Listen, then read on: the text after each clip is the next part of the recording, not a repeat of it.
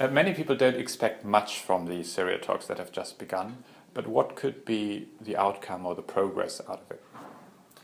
Well, I think it may sound a bit counterintuitively, but the regime will undoubtedly be the target of much accusations of human rights violations and the violence it has been using in the civil war.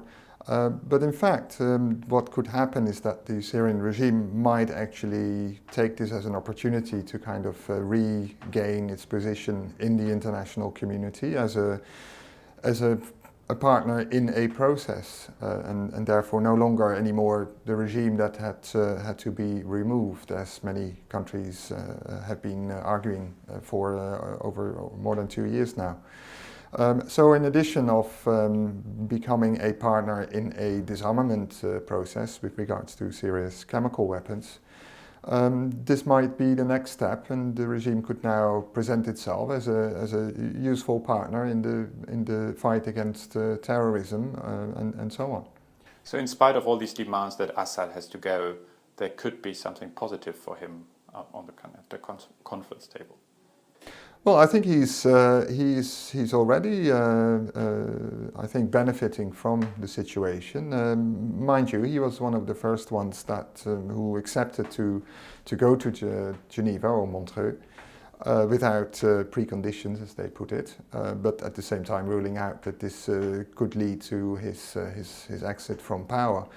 But meanwhile, the Syrian opposition in exile, they were the ones that looked like they were balking and putting conditions, and it put them into disarray. So yes, I think the regime is already benefiting. What could be a possible solution? Well, I must say I'm running out of ideas. Up to say the autumn of 2012, I think it was still possible to send military support to the Free Syrian Army and the groups associated with it. I think we've gone long beyond this stage now with the rising prominence of jihadist Salafist groups.